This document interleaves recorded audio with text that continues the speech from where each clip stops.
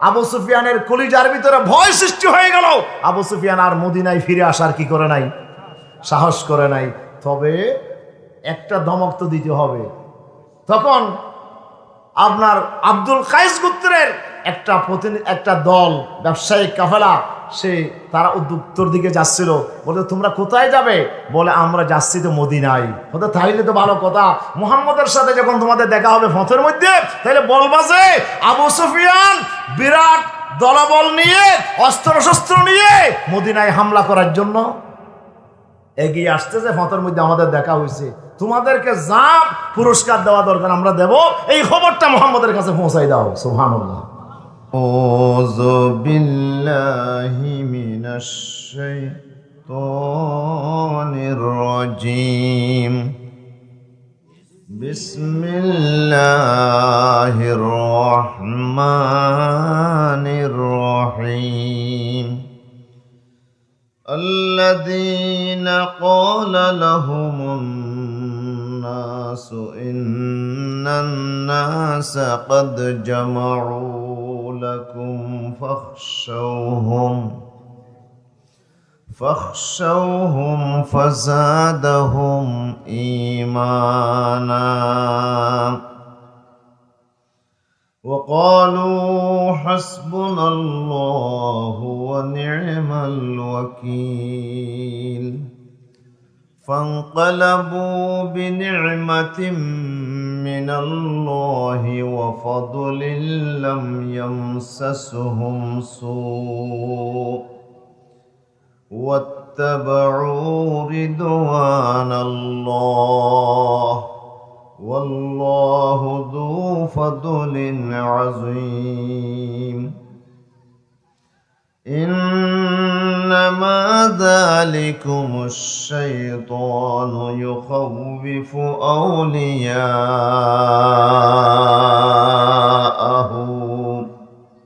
فلا تخافوهم وخافوني إن كنتم مؤمنين صدق الله مولانا العظيم وصدق رسوله النبي الحبيب الكريم ونحن على ذلك من الشاهدين والشاكرين محترم المقام واجب الاحترام আজকের এই কক্সবাজার জেলার রামু উপজেলার অন্তর্গত রশিদনগর ইউনিয়ন পানেছড়া বাসের উদ্যোগে বাজার সংলগ্ন ময়দানে আয়োজিত একযোগ পূর্তি দ্বাদশতম ঐতিহাসিক বিশাল আজিমুশান তাফসিরুল কোরআন মাহফিল 2024 মাহফিলের পরম শ্রদ্ধেয় সদরে আঞ্জুমান এতদ অঞ্চলের প্রখ্যাত প্রবীণ আলেমে দ্বীন, সকলেরই শ্রদ্ধাভাজন মুরব্বী পীরে কামিল শাহ সুফি হযরত মাওলানা আব্দুল গনি নূরি সাহেব বারাকাল্লাহু তাআলা ফি হায়াতিহি মা সিহহাতিল জামিলা ওয়াল আফিয়াতিদ দাইমা, সকলে বলি আমিন। আজকের মাহফিলের প্রধান মুফাসসির সুদূর ঢাকা থেকে আগত উদীয়মান তরুণ ব্যক্তিত্ব, আন্তর্জাতিক খ্যাতিসম্পন্ন মুফাসসিরে কোরআন, ঢাকা মিরপুর মসজিদুল জুমা কমপ্লেক্সের সম্মানিত খতিব হযরতুল আল্লাম শাহ মৌলানা শেখ আব্দুল হাই মোহাম্মদ সাইফুল্লাহ সাহেব আতালাল্লাহু উমরাহ, আজকের মাহফিলের সম্মানিত প্রধান অতিথি, এই এলাকারই উদীয়মান তরুণ ব্যক্তিত্ব, বিশিষ্ট সমাজসেবক, রশিদনগর ইউনিয়ন পরিষদের ভারপ্রাপ্ত চেয়ারম্যান, জনগণের নন্দিত নেতা প্রিয় ভাই জনাব আব্দুল মালিক মাসুম, আজকের মাহফিলে আমাদের মাঝে উপস্থিত আছেন এলাকার বরেণ্য আলেম দ্বীন, ইসলামী চিন্তাবিদ বন্ধুবর মৌলানা সেলিমউদ্দিন সাহেব। উপস্থিত আছেন বিশিষ্ট আলেম দ্বীন এলাকার কৃতি সন্তান মৌলানা দিদারুল আলম সাহেব। উপস্থিত আছেন আপনাদের সকলের সুপরিচিত কক্সবাজার বেসিক জামে মসজিদের সম্মানিত খতিব বন্ধুবর মৌলানা জহিরুল ইসলাম জেহাদি। আজকের মাহফিলে আমাদের মাঝে উপস্থিত আছেন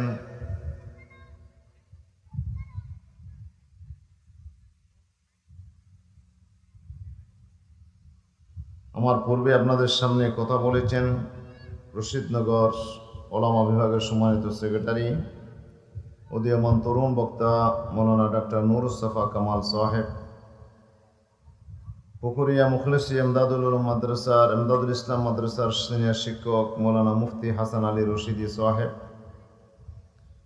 এখানে আরও অসংখ্য ওলামায়ে কেরাম এসেছেন। আল্লাহ তাআলা সবাইকে নেক হায়াত দান করুন, আমরা সকলে বলি আমিন। আজকের মাহফিলে আগত সম্মানিত সুধী মণ্ডলী, এলাকার শ্রদ্ধাভাজন মুরব্বীগণ, বিভিন্ন প্রান্ত থেকে ছুটে আসা আমার দিন প্রিয়, কোরআন প্রিয়, ইসলাম প্রিয় তৌহিদি জনতা, তরুণ যুবক কিশোর ছাত্র ভাইয়েরা, পর্দার আড়ালে আমার অতীব সম্মানিত মা ও বোনেরা, আমি আবারও আপনাদের খিদমতে সালাম পেশ করছি। আসসালামু আলাইকুম ওয়া রাহমাতুল্লাহি ওয়া বারাকাতুহু। মহান আল্লাহ পাক রব্বুল ইজ্জত ওয়াল জালালের শাহী দরবারে আমরা যত কোটি শুকর আদায় করছি যে মহান আল্লাহ সুবহানাহু ওয়া তাআলা অত্যন্ত দয়া এবং মেহেরবানি করে প্রতি বছরের মতো এবারও এলাকার সর্বস্তরের যুবক তরুণ মুরব্বী তৌহিদি জনতার উদ্যোগে আজকে একযুগ পূর্তি বিশাল মাহফিল আয়োজন করার যিনি তৌফিক দিয়েছেন এবং দেশ এবং জাতির এক কঠিন সময়ে যখন আমরা দীর্ঘ প্রায় 17 বছরের 17.5 বছরের যে দুঃশাসন, যে অপশক্তি, গত 5ই আগস্টে এই জালিম শক্তির পতনের পরে আমরা এক বুক আশা নিয়ে এদেশের হাজার হাজার ছাত্র জনতা জীবনের বিনিময়ে আজকে আমরা একটি সুন্দর পরিবেশ ফিরে পেয়েছি। এখন আমরা এদেশের উলামায়ে কেরাম এখন বুক ফুলে কথা বলতে পারেন, প্রকাশ্যে কোরআনে কারীমের কথাগুলো জাতির সামনে তুলে ধরার এক মহা সুযোগ আল্লাহ তাআলা আমাদেরকে দিয়েছেন, যে সুযোগ বাংলাদেশের স্বাধীনতার পরে আর কখনো আসে নাই। আমরা এরকম একটি শুভ মুহূর্তে আজকে আমরা কোরআনে কারীমের মাহফিলে হাজির হওয়ার সুযোগ পেয়েছি। যিনি আমাদেরকে সুযোগ করে দিয়েছেন সে মহান মুনিবের দরবারে আমরা অন্তরের অন্তঃস্থল থেকে কালামত শুকর আদায় করছি। আমরা সকলে পড়ছি আলহামদুলিল্লাহ। আরেকটু জোরে সুরে বলা যাবে না? আলহামদুলিল্লাহ। রব্বানা লাকাল হামদ হামদান কাসীরান তাইয়িবান মুবারাকান ফীহি লাকাল হামদু ইয়া রব্বি কামা ইয়ানবাগি লিজালালি ওয়াজহিকা ওয়া আযীমি সুলতানিকা। আল্লাহু আকবার কাবীরা আলহামদুলিল্লাহি কাসীরা সুবহানাল্লাহি বুকরাতাও ওয়া আসীলা। শুকরিয়া করলাম কার? আরো জোরে বলি কার? সব সময় শুকরিয়া করব কার? খাওয়ার সময়, পড়ার সময়, চলার সময়, ঘুমানোর সময়, জীবনের সকল কাজে সকল মুহূর্তে শুকরিয়া হবে কার? আমরা তার জন্য আবারও পড়ছি আলহামদুলিল্লাহ। আল্লাহ তাআলার অগণিত অসংখ্য নিয়ামতের ভিতরে আমরা ডুবে আছি। আল্লাহ তাআলার নিয়ামত যদি না হয়, আমরা এক নিঃশ্বাস, এক মুহূর্ত সময় আমরা পৃথিবীতে থাকতে পারবো? তার নিয়ামতের ভিতরে আমরা প্রতি মুহূর্ত, প্রতি নিঃশ্বাসে আমরা ডুবে আছি। এবং এই নিয়ামতের ভিতরে সবচেয়ে বড় নিয়ামত আল্লাহ তাআলা আমাদেরকে দিয়েছেন যে আমরা মুক্ত বাতাসে, মুক্ত জমিনে আজকে আমরা চলাফেরা করার সুযোগ পেয়েছি, ঠিক কিনা? বিগত 17 বছরে এই দেশের মানুষ, বিশেষ করে যারা কোরআনের কথা বলতেন, যারা ইসলামের কথা বলতেন, যারা ইসলামকে ভালোবাসতেন, তাদের অবস্থা ছিল আমাদের মুখের 32টি দাঁতের ভিতরে জিহ্বার যে কাহিল অবস্থা, যে কোনো মুহূর্তেই জিহ্বা দাঁতের কামড়ে ক্ষতবিক্ষত হতে পারে, ঠিক কিনা বলেন না? 32টি দাঁতের ভিতরে জিহ্বার যে অবস্থা ছিল, ওলামা ইকরামের একই অবস্থা ছিল। কোরআনের কথা যারা বলতো তাদের একই অবস্থা ছিল, ঠিক কিনা? সে অবস্থা থেকে মুক্তি দান করেছেন কে? এখন আমরা প্রকাশ্যে কোরআনের কথা বলতে পারি, কোরআনের কথা বলার সুযোগ পেয়েছি, আলহামদুলিল্লাহ। এই নিয়ামত যিনি দিয়েছেন তার শুকরিয়া আদায়ের দরকার আছে না নাই? আল্লাহ রাব্বুল আলামিন বলছেন, লা ইন শাকারতুম লাযীদান্নাকুম ওয়া লা ইন কাফারতুম ইন্না আযাবী লাশাদীদ। হে আমার বান্দারা, আমি যে নিয়ামত তোমাদেরকে দিয়েছি, নিয়ামতের শুকরিয়া যদি তোমরা আদায় করো, আমি আল্লাহ তাআলা ওয়াদা করছি আমি তোমাদের নিয়ামত আরো বাড়িয়ে দেব। লাযীদান্নাকুম, লামে তাকিদ, নুনে সকিলা তাকিদ, জোরের পর জোর দিয়ে আমার আল্লাহ বলেন আমি অবশ্যই অবশ্যই তোমাদেরকে নিয়ামত বাড়িয়ে দেব। আল্লাহু আকবার। ফেলে মুদারা 2 কাল বোঝায়, বর্তমান ভবিষ্যৎ। আল্লাহ বলছেন লাযীদান্নাকুম, এখনো বাড়াই দিচ্ছি, সামনেও বাড়াই দিতে থাকবো। যতদিন তোমাদের হায়াত আছে, দুনিয়াতে যতদিন বেঁচে থাকবা, ততদিন আমি আমার নিয়ামত বাড়িয়ে দিতে থাকবো, ঠিক কিনা? মরণের পরে যখন মৃত্যুবরণ করবে তখন কি শেষ হয়ে যাবে? না, মৃত্যুর পরেও আমি আমার নিয়ামত জান্নাতে, কবরে, হাসরে, ফুলসেরাতে, কিয়ামতের মাঠে আমি আমার নিয়ামত তোমাদের জন্য বাড়িয়ে দিতে থাকবো। জোরে বলি আল্লাহু আকবার। ওয়াদা কার? আল্লাহকে ওয়াদা খেলাফ করেন? সলিমউদ্দিন কলিমউদ্দিন ওয়াদা খেলাফ করতে পারে? কি বলেন? কালকে আসবে বলছিল, লেবার টাকাও অগ্রিম নিয়েছে, কিন্তু আরেক জায়গায় যখন বেশি পেয়েছে দাম, সকালবেলায় বলছে আমার পেট ব্যথা। আসলে কোনো ব্যথা নাই, ঠিক কিনা বলেন না? চলে গেছে আরেক বাড়িতে। ওয়াদা খেলাফ আছে না নাই? বলেন না, ওয়াদা খেলাফ আছে না নাই? ইন্নাল ওয়াদাতা দাইনুন, ওয়াদা এটি হচ্ছে ঋণ, এটা কর্জ। একজন আরেকজন থেকে কর্জ নিলে যেমন আদায় করতে হয়, ওয়াদা করলেও কি করতে হয়? আদায় করতে হয়। হাদিস শরীফে বলা হয়েছে আল ওয়াদাতু দাইনুন, ওয়াদা হচ্ছে ঋণ। এই ঋণ আল্লাহ তাআলা বলছেন ইন্নাল আহদা কানা মাসউলা, কিয়ামতের দিন আমি তোমাদেরকে জিজ্ঞাসাবাদ করব। যে যার সাথে ওয়াদা করেছো, যে বিষয়ে ওয়াদা করেছো, এই ওয়াদা সম্পর্কে অবশ্যই তোমাদেরকে জিজ্ঞেস করা হবে কিয়ামতের দিন। আল্লাহু আকবার।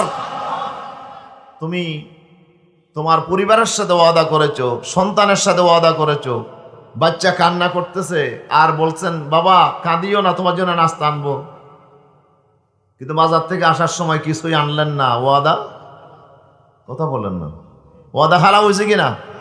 এই ওয়াদা খারাপ হয়েছে। আপনি যে নাস্তা আনবেন বলে আনেন নাই, ওয়াদা খারাপ হয়েছে। ওয়াদা খারাপের জন্য আপনাকে জিজ্ঞেস করা হবে কিয়ামতের দিন, কেন ওয়াদা খারাপ করেছেন? আপনি মনে করেছেন যেমন তেমন কথা বলা যাবে? এখন তো মামুলি বিষয় হয়ে গেছে। নির্বাচন আসলে কত ওয়াদা, ওয়াদার বাহার চলে। এই করে দেব, সেই করে দেব, এই এমন করে দেব, রোডঘাট ফিস জ্বালা করে দেব। কি বলেন? হ্যাঁ, 10 টাকা চাল কেজি চাল খাওয়াবো, ঘরে ঘরে চাকরি দেব, কত ওয়াদা। ক্ষমতায় যাওয়ার পরে চাকরি তো দিলই না, ঘরে ঘরে একটি লাশ উপহার দিল। কথা বলেন ঠিক কিনা? 10 টাকা চালের বিনিময়ে খাওয়ালো 70 টাকা চাল। ওয়াদার কি কোনো ধার ধারছে? কেন ধারে নাই? যেহেতু তাদের কাছে ঈমান ছিল না। বিশ্বনবী বলেছেন আয়াতুল মুনাফিকে সালাসুন, মুনাফিকের আয়াত আলামত হচ্ছে 3টা। অন্য হাদিসে রাসূল বলেছেন আর বাউমান কুন্না ফিহি কানা মুনাফিকান খালিসা। 4টি চরিত্র যার ভিতরে পাওয়া যাবে সে পাক্কা মুনাফিক। পাক্কা মুনাফিক, মুনাফিকুন খালিসা, পিওর মুনাফিক, একবারে ভেজাল ছাড়া মুনাফিক। কয়টা চরিত্র পাওয়া গেলে? 4টা চরিত্র বিশ্বনবী বলেছেন। তার ভিতরে একটি হচ্ছে যা হাদ্দাসা কাযিবা, যখন কথা বলে মিথ্যা বলে, কথা বললে মিথ্যা বলে। ওয়াইজা আহাদা গদিরা, যখন ওয়াদা করে খেলাফ করে, ওয়াদার কোনো ধার ধারে না। ওয়াইজা তুমিনা খানা, যখন তার কাছে কোনো বিষয় আমানত রাখা হয় সে তা বিশ্বাসঘাতকতা করে, খেয়ানত করে, ঠিক কিনা? ওয়াইজা খাসমা ফাজরা, আর যখন ঝগড়া দেয় তখন মাশাআল্লাহ এমনভাবে গালিগালাজ করে, এগুলো সুস্থ মানুষ এই গালিগালাজ উচ্চারণ করতে পারে না। এই ভাষা আরেকজনের সামনে শোনানো যায় না, এত বিশ্রী ভাষায় গালিগালাজ করে। এটি হচ্ছে মুনাফিকের লক্ষণ। কিসের লক্ষণ? এই চরিত্র যদি আমার ভিতর আপনার ভিতর থাকে, এখনই আমাদের তওবা করতে হবে। যদি আমরা তওবা করে ফিরে না আসি তাহলে আল্লাহর কাছে আমরা হয়ে যাব পাক্কা মুনাফিক। তাহলে ওয়াদা খেলাফ করা কি? কথা বলে, ওয়াদা খেলাফ করা কি? মুনাফিকি। ওয়াদা পূরণ করতে হবে।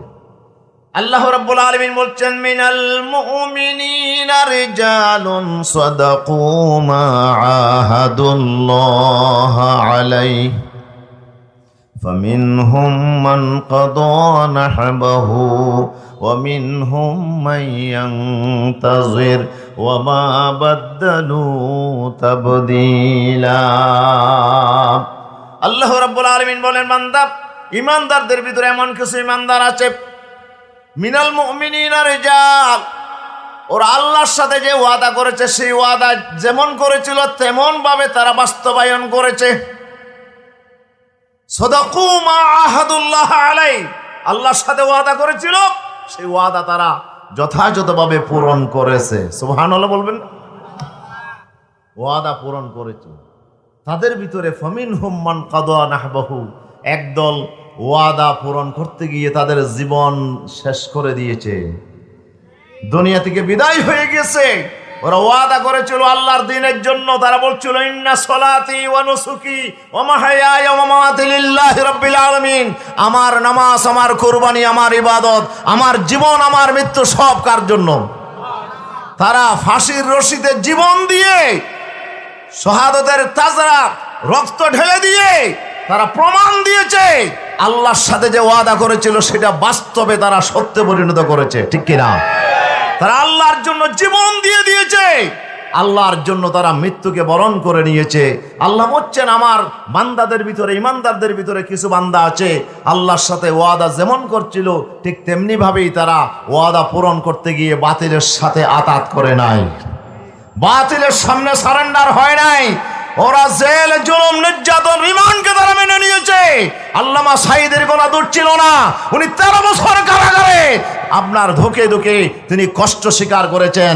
আর পরিশেষে ওনাকে জেলখানার ভিতরেই ওনাকে চিকিৎসার নামে ওনাকে বিষাক্ত ইনজেকশন পুশ করে ওনাকে শহীদ করে দেওয়া হয়েছে। কথা বলেন ঠিক কিনা? উনি চাইলে আপুশ করতে পারতেন, উনি চাইলে রাজার বেশে, উনি চাইলে ফুলের মালা নিয়ে সে জেলখানা থেকে বের হয়ে আসতে পারতেন, কিন্তু উনি বাতিলের সাথে আতাত করে নাই। উনি শপথ নিয়েছিল জীবন কার? বলেন না জীবন কার? আমাদের হায়াত মৃত্যু সব আল্লাহর জন্য। এই শপথ তিনি বাস্তবে দুনিয়াবাসীর সামনে দেখিয়ে দিয়েছেন, আমি খাঁটি ইমানদার, আমি ওয়াদা খেলাপ করি না। আল্লাহ বলছেন ফামিনহুম মান কাদা নাহবাহু, তাদের ভিতরে একদল লোক তারা মৃত্যুকে কবুল করে নিয়েছে, তারা ওয়াদা পূরণের জন্য তারা আল্লাহর সামনে ওয়াদা পূরণের নাজরানা পেশ করেছে। ওমিনহুম মান ইয়ানতাজির, আরেক দল লোক তারা অপেক্ষা করতেছে। আমরা কি? আমরা অপেক্ষমান। আমরা কি? আমরাও অপেক্ষমান। যদি সেই সময় সুযোগ কোনোদিন আসে তাহলে আমাদেরকেও আল্লাহর দ্বীনের জন্য, কোরআনের জন্য জীবন মিলাই দিতে হবে। রাজি আছেন নাকি? কারা কারা রাজি আছেন? একটু দোহা তুলে আমার আল্লাহকে দেখান।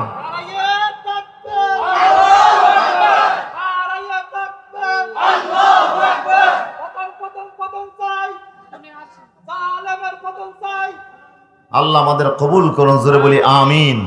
আরো জোরে বলি আমিন। আমরা অপেক্ষা করতেছি সেই শাহাদতের জন্য, ঠিক কিনা? আমাদের অপেক্ষা কিসের? শাহাদতের। আমরাও জীবন বিলাইয়ে দিতে চাই। ভয় পাচ্ছেন নাকি? ভয় পাচ্ছেন? ওরা আমাদেরকে ভয় দেখায়। কত ভয় দেখালো 17 বছরে। তোদের লিস্ট করতেছি, তোদেরকে এখনই মামলায় দেব, হ্যাঁ তোমাদের কত কিছু আমাদেরকে ভয় দেখায়। বলে বাজরি তোর কথা আলোচনা হয়ে গেছে, লিস্ট হয়ে গেছে, নাম রেকর্ড হয়ে গেছে, তোমার বিরুদ্ধে মামলা কতটা হবে, কত ভয় দেখালো। আল্লাহ বলে সমস্ত ভয়কে আমি আল্লাহ ইমানদারদের জন্য জয়ে পরিণত করে দিয়েছে, ঠিক কিনা? ইমানদার এগুলোকে ভয় পায় না। সে ফাঁসির রশিকে জুতার ফিতার মতো ইমানদার মনে করে না। ইমানদারের কাছে তোর ভয়, তোর এই ধরনের কথাবার্তা, এগুলো ইমানদারকে ভীত সন্তুষ্ট করে না। কিন্তু ইমানদার তো আল্লাহ ছাড়া কাউকে ভয় করে না। আমরা কি আল্লাহ ছাড়া কাউকে ভয় করি? যদি আল্লাহ ছাড়া কাউকে ভয় করেন, আপনি ইমানদারই না। আপনি তো ইমানদারই না। ইমানের বৈশিষ্ট্যই হচ্ছে ভয় করতে হবে একমাত্র কাকে? আল্লাহ বলছে ফালা তাখাফুহুম ওয়া খাফুনি ইন কুনতুম মুমিনিন। আমি যে আয়াত তেলাওয়াত করেছি, আল্লাহ বলছে ভয় কাউকে করিও না, আমাকেই ভয় করো যদি ইমানদার হও।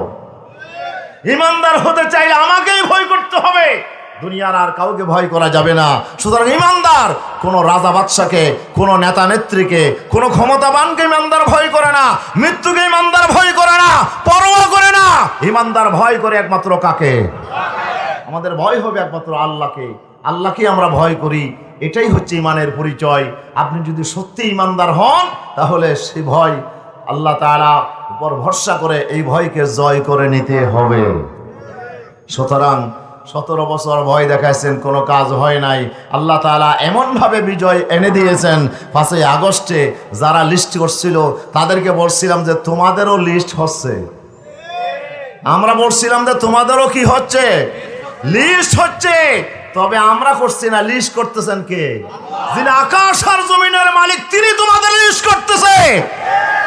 তাই আজকে 5ই আগস্টের পরে তাদেরকে খুঁজে পাওয়া যাচ্ছে না। তোরা দেশ ছেড়ে পালিয়ে গেলি সবাই, ঠিক কিনা? বাংলাদেশে অনেক সরকারের পতন হয়েছে, কেউ পালিয়ে যায় নাই। এরশাদ সরকার পতন হয়েছিল, 9 বছরের রাজা, 10 বছরের সাজা হয়েছিল, সেও কিন্তু পালিয়ে যায় নাই। কিন্তু তোমরা পালিয়ে গেছো কেন? তাহলে ভিতরে ভিতরে কি সুরের মনে সুরের মনে পুলিশ অপরাধ করছো। অপরাধ বোধের কারণে তোমরা দেশের মানুষকে চেহারা দেখাইতে পারছো না, ঠিক কিনা? তোমরা মানুষের কাছে আজকে তোমরা আশা পাচ্ছ না। তোমরা মনে করছো যে আমরা থাকলেই কোনো কিছু হয়ে যাবে, তাহলে বেশি অপরাধ তোমরা করেছো। তোমরা যে দোষী এটা তো নিজেরাই স্বীকার করে নিয়েছো পালিয়ে গিয়ে। সুতরাং আল্লাহ রাব্বুল আলামিনের উপর ভরসা করে আমাদেরকে সামনে এগিয়ে যেতে হবে, ঠিক কিনা? ভয় করতে হবে কাকে? আল্লাহ রাব্বুল আলামিনকে। আল্লাহ বলছেন ইমানদারদের ভিতরে একদল, ওরা শাহাদাতের নাজরানা পেশ করে তারা ওয়াদার বাস্তবায়ন করে গেছে। আরেক দল, যেই ওয়াদা আমরা আল্লাহর সাথে করেছি এই ওয়াদা পূরণের জন্য আমরা অপেক্ষার প্রহর গুনতেছি। আমরা অপেক্ষা করছি কিসের জন্য? শহীদ হওয়ার জন্য। কিসের জন্য? শহীদ হওয়ার আরজু আছে নাকি? আছে? যদি তামান্না থাকে, আরজু থাকে, শহীদ না হলেও আল্লাহ শাহাদাতের মর্যাদা দেবেন। আল্লাহ দেবেন না? হযরতে খালিদ ইবনুল ওয়ালিদ রাদিয়াল্লাহু আনহুর ঘটনা এসেছে তাফসীরে কাশফের মধ্যে। হযরত হুযায়ফা রাদিয়াল্লাহু হাদিস বর্ণনা করছেন। খালিদ ইবনুল ওয়ালিদ রাদিয়াল্লাহু আনহু সুস্থ অবস্থায় মৃত্যুর আগে মৃত্যুর যন্ত্রণায় ছটফট করছে, ঠিক এমন সময়ে হযরত হুযায়ফা তাকে দেখতে গেল। হুযায়ফা বলে, ভাই খালিদ তুমি কান্না করছো কেন, এত ছটফট করছো কেন, এত অসহ্য বেদনা তোমার কি জন্য? বলে, ভাই আমার কোনো বেদনা নাই, কোনো অসহ্য যন্ত্রণা নাই, শুধু একটা যন্ত্রণা আমাকে কাজ করছে। আমি জীবনে অনেক যুদ্ধে গিয়েছি, জীবনে কোনো যুদ্ধে আমি পালিয়ে যাই নাই। যত আঘাত আমার এসেছে সব আমার সামনে এসেছে, বুকের মধ্যে এসেছে, একটা আঘাত তো কাফেররা আমাকে পিঠে করতে পারে নাই। সুবহানাল্লাহ বলবেন না? আমার পিঠে কোনো আঘাত নাই, যত আঘাত এসেছে সব বুকে, সব সামনে। আমার সামনে তরবারি দিয়ে আঘাত করেছে, তীর দিয়ে আঘাত করেছে, বল্লম দিয়ে আঘাত করেছে, সব আঘাত আমার সামনে। আমি বড় আশা নিয়ে জিহাদের ময়দানে গিয়েছিলাম। আমার জীবনের বড় আশা ছিল শহীদি মৃত্যু আমি লাভ করব, আমি শহীদ হব আল্লাহর দ্বীনের জন্য। এত যুদ্ধে গেলাম, কিন্তু কোন যুদ্ধে আমি শহীদ হওয়ার আরজু আমার পূরণ হলো না। আজকে আমার মতো বীর পুরুষকে এই বিছানায় পড়ে কাপুরুষের মতো আমাকে বিছানায় মরতে হচ্ছে। এটাই হলো আসল যন্ত্রণা। সুবহানাল্লাহ বলবেন না? হযরত হুযায়ফা রাদিয়াল্লাহু আনহু বললেন, ভাই খালিদ তুমি চিন্তা করো না, পেরেশান হইও না, তুমি চিন্তিত হইও না। সামি'তু রাসূলুল্লাহ সাল্লাল্লাহু আলাইহি ওয়াসাল্লাম ইয়াকুল, তোমাকে আল্লাহ রাসূলের একটি হাদিস আমি শোনাতে চাই। আমি বিশ্ব নবীর জবান থেকে আমি হাদিস শুনেছি। আল্লাহর হাবিব বলেছেন, মান সাআলাল্লাহ আশ-শাহাদাতা বিসিদকি কলবিহি বাল্লাগাহুল্লাহু মানাজিলাশ শুহাদা ওয়া ইন মাতা আলা ফিরাশিহি আও কামা ক্বালা আলাইহিস সালাতু ওয়াস সালাম। আল্লাহর হাবিব বলেছেন, যে ব্যক্তি আল্লাহর কাছে শাহাদাতের তামান্না করে, শহীদ হতে চাই, আল্লাহর কাছে দোয়া করে, আল্লাহ তুমি আমাকে শহীদ মৃত্যু দাও, এই শহীদি তামান্না যার ভিতরে আছে, আল্লাহ তাআলার কাছে যে শহীদি তামান্না পোষণ করে, আল্লাহ রাসূল বলেছেন, সে যদি বিছানায় পড়েও মারা যায়, আল্লাহ তাআলা তাকে শহীদের মর্যাদায় আল্লাহ তাকে পৌঁছাইয়া দেবে। আল্লাহু আকবার। আপনাকে শহীদ হিসেবে আল্লাহ কবুল করবেন যদি আপনার ভিতরে তামান্না থাকে, ঠিক কিনা? তাহলে আমরা শহীদ হিসেবে মরতে চাই কিনা? শহীদ হিসেবে আমরা মরতে চাই। বিশ্বনবীও শহীদের শাহাদাতের তামান্না করেছেন।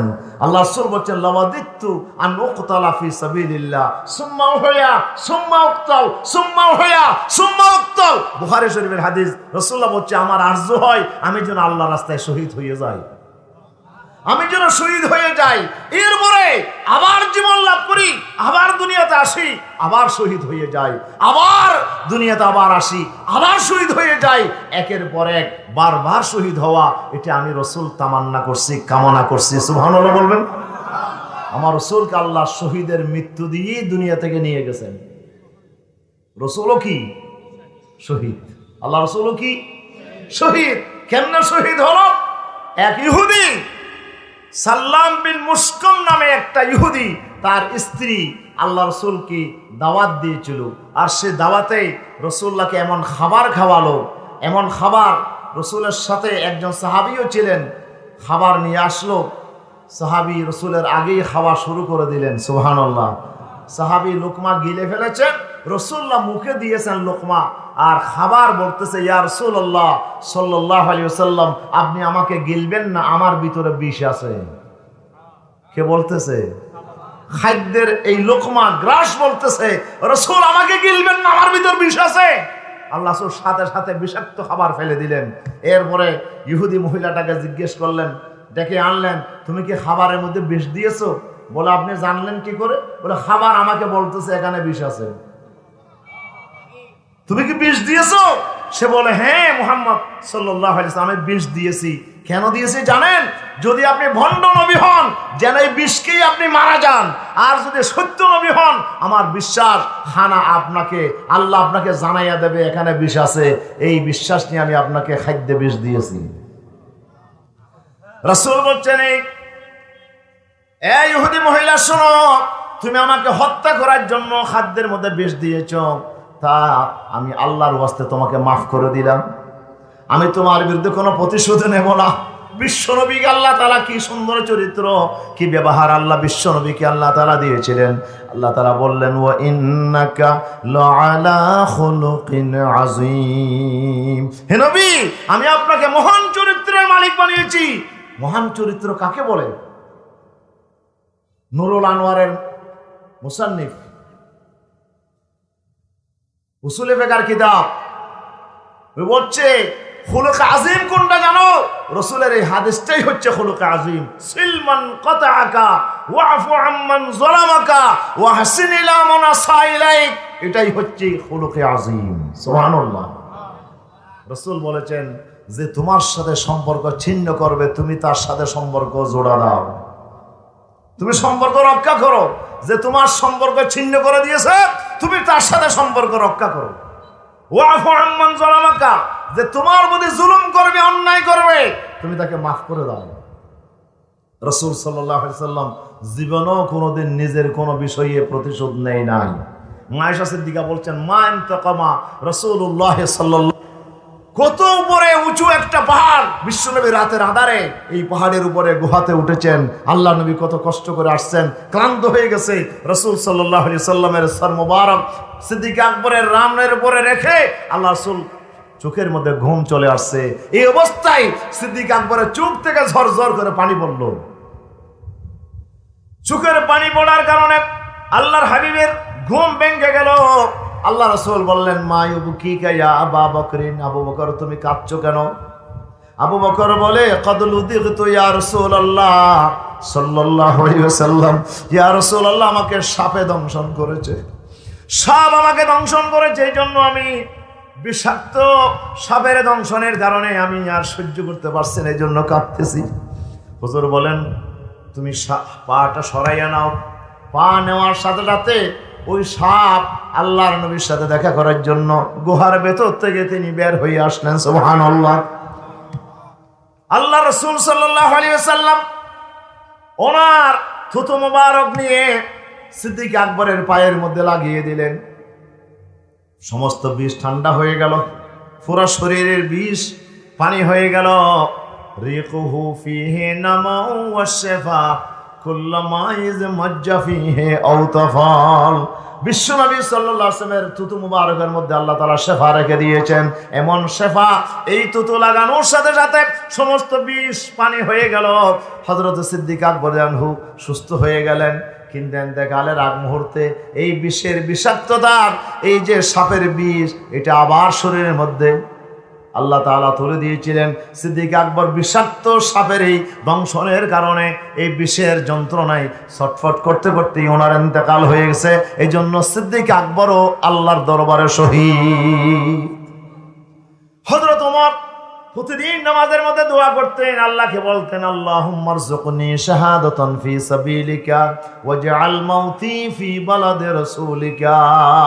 ও আল্লাহ, তুমি আমাকে শহীদি মৃত্যু দাও, আমার মৃত্যুটা মদিনার শহরে দাও, তোমার নবীর শহর মদিনায় আমাকে মৃত্যু দাও, আর আমাকে শহীদি মৃত্যু দাও। আল্লাহ হযরত ওমরের দোয়া কবুল করেছেন।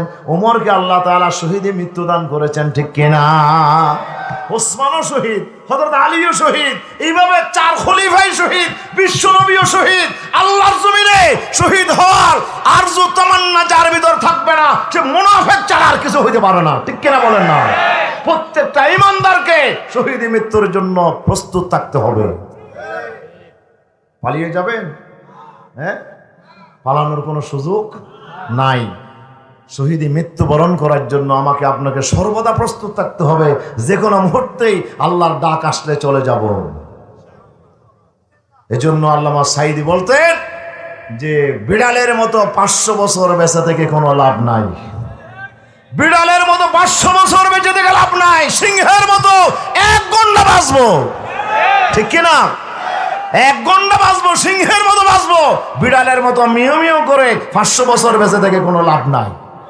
কাপুরুষ মরে বারবার, আর যিনি আসলেই যিনি বীর পুরুষ তিনি মরে কয়বার? একবার। আমাদের মৃত্যু কয়বার? একবার। আমাদের মৃত্যু হবে একবার, আমরা বারবার মরবো না। কিন্তু আমাদেরকে ভয় দেখায় কিনা? মতেবাজি ভয় দেখায় কিনা? এদিন এক টেলিফোন আলাপ ফাঁস হলো, নেত্রী বলতেছে আমি একেবারে কাছে আছি, টপ করে বাংলাদেশে ঢুকে যাব। টপ করে ঢুকে যাবে। এখন হদুন হদে বাজিরিয়া বাজি কেন হইনি বাড়ি আবার, হ্যাঁ কেন? এক এক সময় এক এক অবস্থা দেখা যায়। কোনো আবার আইবনি বাজি, ভিতরে ভিতরে হদুন মরে যার গইস। ঠিক কিনা? ঠিক কিনা? মরার দরকার নাই। মুনাফিক হলে তুমি মরবে, ইমানদার কিন্তু ভয় পায় না। তোর মতো হাসিনা, লক্ষ হাসিনাও যদি আসে বাংলাদেশের জমিনে, কোরআনের সৈনিকেরা আত্মসমর্পণ করবে না, পালিয়ে যাবে না। 17 বছর পালিয়ে যায় নাই, কিন্তু তুমি বলছিলা শেখের বেটি পালাই না, এই কথা বলার 2 দিন পরে পালাই গেছে। কথা বলেন ঠিক কিনা? আমরা পালিয়ে যাব না, তুমি পালিয়ে গেছো, আমরা কোরআনের সৈনিকেরা পালিয়ে যাব না ইনশাআল্লাহ। আমরা কাউকে ভয় পাই না। ভয় পাই কাকে? আকাশ আর জমিনের যিনি মালিক, সে আল্লাহকে আমরা ভয় পাই, আর কাউকে আমরা ভয় পাই না। সুতরাং ইমানদারকে অনেক কিছু ভয় দেখাবে আল্লাহ রাব্বুল আলামিন। এই জন্য কোরআন মজিদে সূরাত আলে ইমরান, কোন সূরা বলেন না? সূরা আলে ইমরান 175 নম্বর আয়াত। আল্লাহ রাব্বুল আলামিন এর জন্য বলছেন, ইন্নামা যালিকুমুশ শাইতানু ইউখাব্বিফু আউলিয়াহু ফালা তাখাফুহুম ওয়া খাফুনি ইন কুনতুম মুমিনিন। আল্লাহু আকবার। আল্লাহ বলছেন ইন্নামা যালিকুমুশ শাইতান, যে তোমাকে ভয় দেখায় ইমানদারকে, মৃত্যুর ভয় দেখায়, ফাঁসির ভয় দেখায়, মামলার ভয় দেখায়, হ্যাঁ কত কিছুর ভয় দেখায়। আল্লাহ বলছে এই হলো শয়তান। কি? ইমানদারকে যে ভয় দেখায় সে কি? শয়তান ভয় দেখায়। ইউখাব্বিফু আউলিয়াহু, শয়তানের বন্ধুরাই এই ভয়ে ভীত সন্ত্রস্ত হয়। ইমানদার কি শয়তানের বন্ধু না আল্লাহর বন্ধু? আমরা তো আউলিয়াউল্লাহ, আমরা তো আল্লাহর বন্ধু, আমরা আউলিয়া ও শয়তান নয়। যারা শয়তানের বন্ধু তারাই শয়তানের ভয়ে ভয় দেখানোর কারণে তারাই ভীত সন্ত্রস্ত হয়। ইমানদাররা শয়তানের ভয় দেখানোতে কি হয় না? ভীত সন্ত্রস্ত হয় না। ইন্নামা যালিকুমুশ শাইতান ইউখাব্বিফু আউলিয়াহু, সে তার বন্ধুদেরকে ভয় দেখায়। যারা শয়তানের বন্ধু হবেন, শয়তানের ফাটি হবেন, তারাই শয়তানের সাথে যার আত্মীয়তা, সেই শুধু শয়তানের এইসব চক্রান্তে সে ভয় পাবে। এখন আবার বলো যে কতবা কত দিয়ে কত তো হয় না বলি হো কি তো হয় না ভাব দে, তোর ফটো দিয়ে দরকার কি বাজি? তোর ফটো দিয়ে দরকার কি? ও তালাক দিয়ে বলছে। তালাক হবে কখন? বিয়ে হলে না তালাক হবে। প্রধানমন্ত্রী যদি বৈধভাবে হতে তখন পদত্যাগের দরকার ছিল, ঠিক কিনা? তুই তো অবৈধ প্রধানমন্ত্রী। বাংলাদেশের মানুষ তোমাকে ভোট দিয়ে প্রধানমন্ত্রী বানায় নাই, তুমি তো রাতের আধারে দিনের ভোট রাতে নিয়ে প্রধানমন্ত্রী হয়েছিল। সুতরাং তুমি তো বাংলাদেশের বৈধ প্রধানমন্ত্রী না, অবৈধ প্রধানমন্ত্রী। তোর পদত্যাগের কোনো দরকার নাই। না পাইলেও কি নমা থেকে বাজে ডলার না হলো, ভয় করার কোনো কারণ নাই। ভয় অনেক দেখাইছে, কোনো ভয়ে কাজ হয় নাই। বলছে গুলি মেরে শেষ করে দেব, একবারে সব বাহিনী নামাইলেন। নামাইতে নামাইতে উপরে আবার প্লেন দিয়ে, উড়োজাহাজ দিয়ে, বিমান দিয়ে, বিমানে থেকে আপনি গুলি চালাইলেন, তারপরও চেষ্টা করে দেখলেন, পারলেন না তো। কি বলেন না বাজি? পারছেন? পারবে না ইনশাআল্লাহ। আল্লাহর শক্তি সাহায্য যদি থাকে, দুনিয়ার কোন শক্তি তাদেরকে পরাজিত করতে পারে না। আল্লাহ রাব্বুল আলামিন এই কথা বলছেন, ইয়ানসুরুকুমুল্লাহু ফালা গালিবা লাকুম ওয়া ইয়াখযুলকুম ফামান যাল্লাযী ইয়ানসুরুকুম মিন বা'দিহি। ও আমার বান্দারা শোনো, ইয়ানসুরুকুমুল্লাহ, আল্লাহ যদি তোমাদের সাহায্যকারী হয়ে যায়, দুনিয়ার কোন শক্তি তোমাদেরকে পরাজিত করতে পারবে না। আমার কথা না আল্লাহর কথা? আল্লাহ যদি সাহায্য করে পৃথিবীর কোন শক্তি তোমাদেরকে পরাজিত করতে পারবে না। আর ওই ইয়াখযুলুকুমুল্লাহ, আর আল্লাহ যদি তোমাদেরকে বেইজ্জত করে, লাঞ্ছিত করে, তোমাদের বাঁচানোর জন্য, সাহায্য করার জন্য পৃথিবীতে আর কোনো শক্তি নাই। ঠিক কিনা বলে? তাহলে সাহায্য একমাত্র করবেন কে? আমাদের ভরসার একমাত্র জায়গা কোথায়? আমরা পৃথিবীর কোনো শক্তির উপরে ভরসা করি না, আমরা কোন আপনার বস্তুর উপরে ভরসা করি না। আমাদের একমাত্র ভরসা হবে কার উপরে? আল্লাহ বলছেন ওয়াতাওয়াক্কাল আলাল হাইয়্যিল্লাযী লা ইয়ামুত। হে নবী, আপনি ভরসা করেন ওই আল্লাহর উপরে যিনি জীবিত থাকবেন চিরকাল ধরে, যার কোনো মৃত্যু নাই। যার মৃত্যু আছে, যার পতন আছে, এদের উপর ভরসা করে লাভ আছে? নামা থেকে বাজি। আমাদের পুলিশ ভাইয়েরা একবারে ডাইরেক্ট গুলি করছে। কেন? নেত্রী বলে দিয়েছে সব দায়িত্ব আমি নেব। নেত্রী তাদেরকে রেখে ফালাই গিয়েছে, এখন পুলিশেরা মানুষ খুন করছে। এই জন্য তারা এখন থানা আছে রে, শত শত থানা ফেলে, অস্ত্র ফেলে সবাই পালিয়ে গেছে। ভরসা করবেন কার উপর? যিনি পালিয়ে যায় না, যার মৃত্যু নাই, যার পতন নাই, সেই শক্তির উপর ভরসা করতে হবে। যেই শক্তি পালিয়ে যায়, যেই শক্তি আপনার যারা মৃত্যুবরণ করে, তাদের উপর ভরসা করে কোনো লাভ নাই। ভরসা করতে হবে কার উপর? ইশকরা বা হাইয় বা কাইয়ুমেদার, ইশকরা বা মুরদানা বা সদ পায়েদার, ইশকরা বা হাইয় বা কাইয়ুমেদার। আল্লামা রুমি রহমতুল্লাহ আলাইহি বলতেছে, ভালোবাসা বন্ধন, ভালোবাসা যদি করতে চাও, সম্পর্ক যদি করতে চাও, যে মরে যায় তার সাথে বন্ধুত্ব করে কোনো লাভ নাই। যে মরে যায় তার সাথে বন্ধুত্ব করে কোনো লাভ নাই। মরা গাছর কি হয় দে?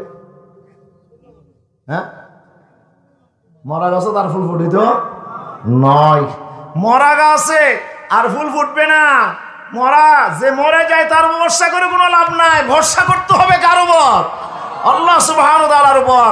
সেজন্য আল্লাহর কোনো মৃত্যু নাই, আল্লাহর কোনো লয় নাই, আল্লাহর কোনো ক্ষয় নাই। এই জন্য প্রতি মুহূর্তে আমাদেরকে ভরসা করতে হবে কার উপরে? তবে ভরসা মানে এমন নয়, ভরসা মানে এমন নয় যে হাত পা সব আমরা একবারে বেঁধে কিছুই না করে আল্লাহর উপর আমরা ভরসা করবো, এটার নাম তাওয়াক্কুল নয়। কথা বোঝা যায়? ভরসা করতে হবে আল্লাহর, তাওয়াক্কুল করতে হবে আল্লাহর উপরে। এটিকে এই তাওয়াক্কুল করার জন্য বিশ্বনবীকে আল্লাহ আদেশ করেছেন। আল্লাহ তাআলা বলছেন ওয়া আলাল্লাহি ফালিয়াতাওয়াক্কালিল মুমিনুন। ঈমানদারের বৈশিষ্ট্যই হচ্ছে তারা একমাত্র আল্লাহর উপরেই তারা ভরসা করে। কোরআন মজিদের 7 জায়গায়, কয় জায়গায়? কোরআনের 7 জায়গায় আল্লাহ একটা কথা বলেছে, ওয়া আলাল্লাহি ফালিয়াতাওয়াক্কালিল মুমিনুন। ঈমানদারের উপরেই কি করতে হবে? ভরসা। ঈমানদারকে আল্লাহর উপরেই ভরসা করতে হবে, আর কারো উপর ভরসা করা যাবে না। এই সময় শেষ। হ্যাঁ, আর 5 মিনিট আছে, আর তো হায়াত শেষ।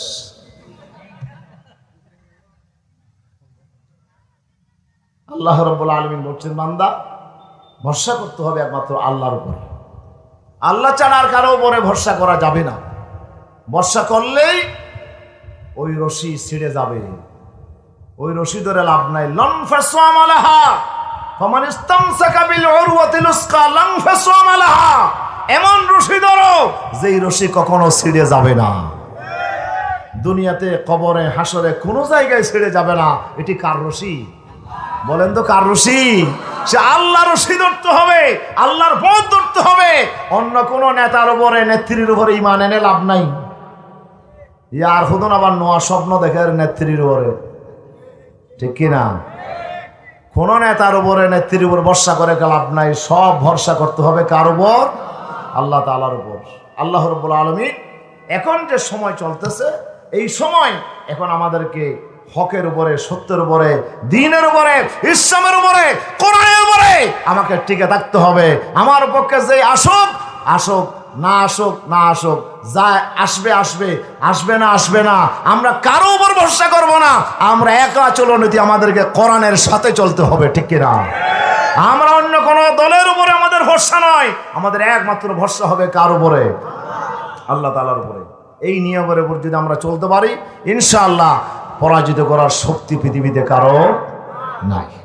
প্রিয় হাজিরিন, আল্লাহ রাব্বুল আলামিন এই কথাটা কোরআন মাজিদে আল্লাহ তাআলা বলছেন। আল্লাহ রাব্বুল আলামিন বলেন, الذين قال لهم الناس إن الناس قد جمعوا لكم فاخشوهم فزادهم إيمانا وقالوا حسبنا الله ونعم الوكيل। আল্লাহ রাব্বুল আলামিন উহুদের যুদ্ধের কথা বলছেন। উহুদের যুদ্ধে বিশ্বনবীর বিরুদ্ধে কাফেররা এসেছিল 3000 কাফের। 3000 কাফের আল্লাহর নবীর মদিনার উপরে হামলা করার জন্য কাফের এসেছিল আবু সুফিয়ানের নেতৃত্বে। আল্লাহ রাসূল সাল্লাল্লাহু আলাইহি সাল্লাম এই খবর পেয়ে তিনি সাহাবায়ে কেরামদের সাথে পরামর্শ বৈঠক বসলেন মদিনার মসজিদে নববীর ভিতরে। মসজিদে নববীতে তিনি পরামর্শ বৈঠক ডাকলেন। সাহাবীরা পরামর্শ দিল, এখন কি আমরা মদিনায় থেকে যুদ্ধ করব নাকি মদিনার বাইরে গিয়ে যুদ্ধ করব? মদিনাবাসীরা বলল, তরুণ সাহাবীরা বলল, ইয়া রাসূলুল্লাহ সাল্লাল্লাহু আলাইহি ওয়াসাল্লাম, বদরের যুদ্ধে তারা আমাদেরকে পরাজিত করতে পারে নাই। আমরা 313 জন ছিলাম আর ওরা 1000 ছিল। তারা 3 গুণ বেশি হওয়ার পরেও ওরা আমাদের উপরে বিজয়ী হতে পারে নাই। আমরা বদরের যুদ্ধে যাইতে পারি নাই। আমরা মদিনায় থেকে যুদ্ধ করব না মদিনার বাইরে গিয়ে যুদ্ধ করব। বয়স্ক লোকেরা বলল, ইয়া রাসূলুল্লাহ সাল্লাল্লাহু আলাইহি ওয়াসাল্লাম, মদিনার ভিতরে যত দুশমন আমাদেরকে হামলা করেছে কেউ পর বিজয়ী হতে পারে নাই। আমাদের ইতিহাস হচ্ছে মদিনার জমিনে কেউ ঢুকে শান্তি করতে পারে নাই, সুবিধা করতে পারে নাই। ওরা মদিনায় যদি চলে এসে হামলা করে, আমরা বিশ্বাস করি মদিনায় থেকে আমরা যুদ্ধ করলে আমাদেরকে ওরা পরাজিত করতে পারবে না। রাসূল দেখলেন যুবকদের সংখ্যা বেশি, বুড়াদের চাইতে যুবকদের সংখ্যা বেশি। পরামর্শ যুদ্ধ বাইরে করার পক্ষে পরামর্শদাতার সংখ্যা বেশি। আল্লাহ রাসূল কে আল্লাহ বলেন, ওয়াশাবিরহুম ফিল আমরি ফাইজা আযামতা ফাতাওয়াক্কাল আলাল্লাহ, পরামর্শ করেন, সিদ্ধান্ত গ্রহণ করেন পরামর্শের ভিত্তিতে। এখন পরামর্শ তো আসলো যুদ্ধ বাইরে গিয়ে করা। রাসূল বলেন, ঠিক আছে যুদ্ধ বাইরে গিয়ে করব। সুবহানাল্লাহ বলেন। আল্লাহ সাহাবীদেরকে বললেন, প্রস্তুতি নাও, যুদ্ধের পোশাক পরে ফেলো। রাসূল ঘরের ভিতরে ঢুকলেন, যুদ্ধের পোশাক পরে ঘর থেকে বের হলেন। বয়স্ক সাহাবারা যুবকদেরকে গালিগালাজ করতে লাগলো, দুদিন না আজ দুদিন বয়স নয়, তোরা এই বাড়াবাড়ি খেয়াল্লা করলি, তোরা রসুলরে খেয়াল্লা বাইরে যায় যুদ্ধ করি বললা পরামর্শ দিলি, এই পরামর্শ ঠিক হবে না। সুবহানাল্লাহ বলেন। যুবকেরা ভয় পেয়ে গেল, তারা বলে আমরা মনে হয় ভুল করেছি। আল্লাহ রাসূলকে আবার বলবো, রসুল আমরা মনে হয় ভুল করেছি, আমরা আপনার পরামর্শ, আপনার সিদ্ধান্ত যেটা, আপনার মত যেটা, সেটাকে আমরা গ্রহণ করে নিলাম, মদিনায় থাকবো। হুজুর বলেন, আমি যুদ্ধের পোশাক পরে ফেলেছি, যুদ্ধ না করে আর বাড়িতে ফেরত আসার কোনো সুযোগ। বিশ্বনবীর সিদ্ধান্ত হয়ে গেল, 1000 সশস্ত্র যোদ্ধা নিয়ে রাসূল সাল্লাল্লাহু আলাইহি ওয়াসাল্লাম রওনা দিলেন মদিনা থেকে উহুদের যুদ্ধের প্রান্তরের দিকে। উহুদের প্রান্তরের দিকে রওনা দিলেন মদিনা থেকে 3 মাইল দূরে। উহুদের ময়দানের দিকে রওনা দিলেন বিশ্বনবী সাল্লাল্লাহু আলাইহি ওয়াসাল্লাম। মাঝপথে আব্দুল্লাহ বিন উবাই 300 সৈন্য নিয়ে আলাদা হয়ে গেল। আল্লাহর নবী 700 সৈন্য নিয়ে তিনি উহুদের প্রান্তরে পৌঁছে গেলেন। কাফের কয় হাজার? 3000। মুসলমান মাত্র 700 মুসলমান নিয়ে আল্লাহর হাবিব 3000-এর মোকাবেলায় দাঁড়িয়ে গেলেন উহুদের ময়দানে। উহুদের যুদ্ধের ঘটনা আপনারা জানেন। উহুদের যুদ্ধে মুসলমানরা প্রথম বিজয় লাভ করেছিল, কিন্তু পরবর্তীতে আল্লাহর নবীর একটি আদেশ লঙ্ঘন করার কারণে, সাহাবীদের একটি ভুল বোঝাবুঝির কারণে সাহাবায়ে কেরাম পরাজয় বরণ করলেন। কাফেরেরা মার দিল, মুসলমানরা সহ্য করতে পারলো না। মুসলমানদের কাছে খবর আসলো, আল্লাহর নবীর চেহারার সাথে মিলে যায় এমন একজন সাহাবী ছিল যার নাম মুসাব বিন উমাইর রাদিয়াল্লাহু তাআলা আনহু। উনি শাহাদাত বরণ করার কারণে মুসলমানদের ভিতরে খবর প্রচার হয়ে গেল, বিশ্বনবী ইন্তেকাল হয়ে গেছে, বিশ্বনবী শহীদ হয়ে গেছে। মুসলমানরা এই খবর পাওয়ার পরে হতাশ হয়ে বলল, তারা সবাই যুদ্ধের ময়দান ছেড়ে পালিয়ে যেতে লাগলো। আল্লাহু আকবার। 70 জন বড় বড় জলিলুল কদর সাহাবা শাহাদাত বরণ করলেন। বিশ্বনবী নিজেও আহত হয়ে গর্তের মধ্যে পড়ে গেলেন।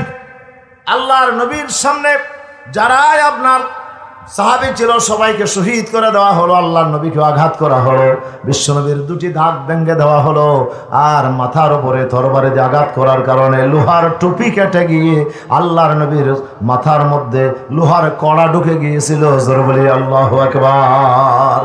আল্লাহর নবীর চেহারা রক্তে রঞ্জিত হয়ে গেল। আল্লাহ রাসূল বললেন, কাইফা ইউফলিহু কওমুন সাজ্জু ওয়াজহা নবিয়িহিম, ওই জাতি কেমনে সফলকাম হতে পারে যেই জাতি তাদের নবীর চেহারাকে রক্তে রঞ্জিত করে, এই জাতি কেমনে সফলকাম হইতে পারে? আল্লাহর হাবিব সাল্লাল্লাহু আলাইহি ওয়াসাল্লাম গর্তের ভিতরে পড়ে গেলেন। ঘটনা অনেক লম্বা। এরপরে সাহাবীরা নবী ডাক দিলেন, সাহাবাইরা আস্তে আস্তে আসতে লাগলো। খবর হয়ে গেল বিশ্ব নবী ইন্তেকাল হয় না, শহীদ হয় না, এখনো বেঁচে আছে। সাহাবীরা সবাই আবার জড়ো হয়ে গেল। আল্লাহর পয়গম্বর সাল্লাল্লাহু আলাইহি ওয়াসাল্লামকে আহত অবস্থা থেকে গর্ত থেকে ওঠানো হলো। আল্লাহর হাবিবকে আহত অবস্থায় ওঠানোর উপরে সাহাবায়ে কেরাম সবাই ঐক্যবদ্ধ হলো। আবু সুফিয়ান এবার জিজ্ঞেস করতে শুরু করলো, মুহাম্মদ তোমাদের ভিতরে বেঁচে আছে নাকি? রাসূল বলেন, জবাব দিও না। সুবহানাল্লাহ বলেন, জবাব দিও না, জবাব দিও না। আবু সুফিয়ান জিজ্ঞেস করলেন, আবু বকর বেঁচে আছে নাকি? হুজুর বলেন, জবাব দিও না। ওমর বেঁচে আছে নাকি? হুজুর বলেন, জবাব দিও না। এক এক করে যখন প্রশ্ন করা শুরু করলো, হযরত ওমর বলে, এ কাফেরের বাচ্চা, কি বলতেছো? আমরা সবাই বেঁচে আছি, আমার রাসূলও বেঁচে আছে, আমিও বেঁচে আছি, আবু বকরও বেঁচে আছে। জোরে বলি আল্লাহু আকবার। আবু সুফিয়ান বলল, বেঁচে থাকলো কি হবে? লানাল উজ্জা ওয়ালা উজ্জা লাকুম, তোমাদের জন্য উজ্জা দেবতা তোমাদের পক্ষে নাই, উজ্জা দেবতা আমাদের পক্ষে। কি দেবতা আমাদের পক্ষে আছে বলেই আমরা বিজয়ী হয়েছি, আর তোমাদের পক্ষে দেবতা নাই, এই জন্য তোমরা মার খাইছো। রাসূল বলে, এবার জবাব দাও। হুজুর আমরা কি জবাব দেব? হুজুর বলে, শোনায়া দাও, আল্লাহু মাওলানা ওয়ালা মাওলা লাকুম, তোমাদের উজ্জা দেবতা আছে আর আমাদের আছে আমাদের আল্লাহ। তোমাদের পক্ষে আল্লাহ নাই, আমাদের পক্ষে কে আছে? আল্লাহ আমাদেরকে পরীক্ষা করার জন্য একটু মার দিয়েছে, কিন্তু আমরা পরাজিত হব না, যেহেতু ভরসা করছি কার উপরে। আল্লাহ তাআলা ডাক দিয়ে বলছেন, আলাইসাল্লাহু বিকাফিন আবদাহু, আলাইসাল্লাহু বিকাফিন আবদাহু। আমি আল্লাহকে আমার বান্দার জন্য যথেষ্ট নয়, অবশ্যই আমি আল্লাহ তাআলা আমার বান্দার জন্য যথেষ্ট। সুবহানাল্লাহ। ডাক, আমার কথা শেষ। আমি যেটি বলতে চেয়েছিলাম, রাসূল সাল্লাল্লাহু আলাইহি ওয়াসাল্লাম আহত অবস্থা থেকে উঠলেন। এরপরে 70 জন সাহাবীদের লাশ জমা করা হলো। হযরত আমির হামজাকে চিনা যাচ্ছিল না, ওনাকে 82 টুকরা করে ফেলা হয়েছে, হাত কাটা হয়েছে, পা কেটে ফেলা হয়েছে, চোখ উপড়ে ফেলা হয়েছে, কলিজা চিরে বের করা হয়েছে। আমির হামজাকে চিনা যাচ্ছিল না। সুবহানাল্লাহ। রাসূল সাল্লাল্লাহু আলাইহি ওয়াসাল্লাম বড় ব্যথিত হলেন। 70 জন সাহাবীর লাশ পড়ে আছে, বিশ্বনবী আহত, সাহাবায়ে কেরাম আহত। ওনাদের লাশগুলো দাফন হলো, আপনার ওদের দাফনের ব্যবস্থা হলো। দাফন করার পরে এখন আবু সুফিয়ান বলল যে তোমাদের সাথে আগামী বছর আবার যুদ্ধ হবে, এই কথা বলে সে চলে গেছিল, চলে গেছে। রাসূল সাল্লাল্লাহু আলাইহি ওয়াসাল্লাম আহত অবস্থায় উঠে সাহাবীদেরকে দাফন করে এবার চিন্তা করলেন যে আবু সুফিয়ান তো চাইলে মদিনা দখল করে নিতে পারে। আবু সুফিয়ান কেমনে চলে গেল আমি জানি না, তবে আমার মন বলছে আবু সুফিয়ান হয়তো আবার ফিরে আসতে পারে। সাহাবীরা আবার যুদ্ধের প্রস্তুতি নাও। আল্লাহু আকবার। সবাই আহত, মাথায় ব্যান্ডেজ, হাতে ব্যান্ডেজ, পায়ে ব্যান্ডেজ, সবাই আহত। বিশ্বনবী বলছে, আমি যুদ্ধের প্রস্তুতি নিচ্ছি, তোমরাও প্রস্তুতি নাও। যুদ্ধের ময়দানে যারা আহত হয়েছিল সবাই আবার যুদ্ধের প্রস্তুতি নিয়ে মদিনা থেকে বের হলো। সুবহানাল্লাহ বলেন। মদিনার 8 মাইল দক্ষিণে, কয় মাইল? 8 মাইল দক্ষিণে তার নাম হচ্ছে হামরাউল আসাদ। হামরাউল আসাদ, ওই এলাকায় রাসূল সাল্লাল্লাহু আলাইহি ওয়াসাল্লাম 8 মাইল পর্যন্ত হামরাউল আসাদে গিয়ে রাসূল সাল্লাল্লাহু আলাইহি ওয়াসাল্লাম সেখানে সেনানিবেশ করলেন, সেখানে তাঁবু ফেললেন। এরপরে আবু সুফিয়ানের জন্য অপেক্ষা করা শুরু করলেন। মাহবুদুল খুজাই নামে এক কাফের মুশরিক, সে আল্লাহর নবীর কাছে আসলো, নবীকে সমবেদনা জানাইলো। আল্লাহ রাসূল সাল্লাল্লাহু আলাইহি ওয়াসাল্লামকে সমবেদনা জানিয়ে মাহবুদুল খুজাই মক্কার দিকে যাচ্ছিল। যাইতে যাইতে বেরে রৌহা নামক জায়গায় আবু সুফিয়ানের সাথে দেখা হয়ে গেল। আবু সুফিয়ানকে বলল, আবু সুফিয়ান কি বলে আমি চিন্তা করতেছি আবার মদিনার উপর হামলা করব। মাহমুদুল হুসাই বলছে যে কিভাবে মদিনায় হামলা করবা? আমি তো দেখে আসছি হামরা ও আসাদের মধ্যে মুহাম্মদ সাল্লাল্লাহু আলাইহি ওয়াসাল্লাম তার বাহিনী নিয়ে আবার যুদ্ধের জন্য বের হয়েছে, তুমি আমার মদিনায় কেমনে হামলা করবা?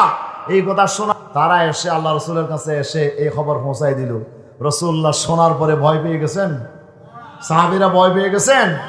আল্লাহ বলছেন না না, ভয় পাই নাই। এই খবর যখন জানলো ক্বালু হাসবুনাল্লাহু ওয়া নি'মাল ওয়াকিল, সাহাবীরা বলল, রসুল বললেন আমাদের জন্য আল্লাহই যথেষ্ট। আল্লাহ যখন আমাদের সাথে আছে আর কোন শক্তির আমরা পরোয়া করি না, ঠিক কি না? যেই দোয়া হযরতে জাবের রাদিয়াল্লাহু আনহু বলতেছেন, এই দোয়াটা হযরতে ইব্রাহিম আলাইহিস সালামকে যখন অগ্নিকুণ্ডে ফেলা হয়েছিল, ইব্রাহিম কি দোয়া পড়ছিল?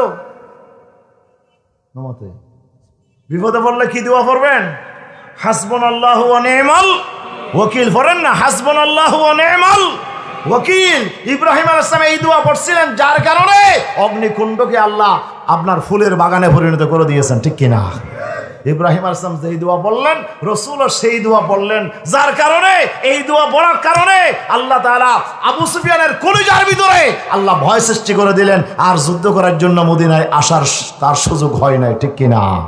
সুতরাং এখন আমাদের দোয়া পড়তে হবে কোনটা? চুপ করে আজবে হদ্দে থেকে বাজে আবার এমন করবে, আবার ক্ষমতার পতন হয়ে যাবে।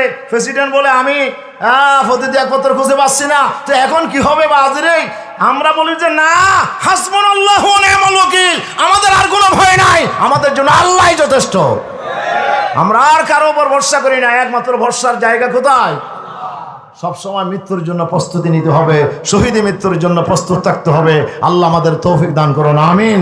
হাযা মা ইনদি ওয়াল ইলমু ইনদাল্লাহ। আসসালামু আলাইকুম ওয়া রাহমাতুল্লাহ।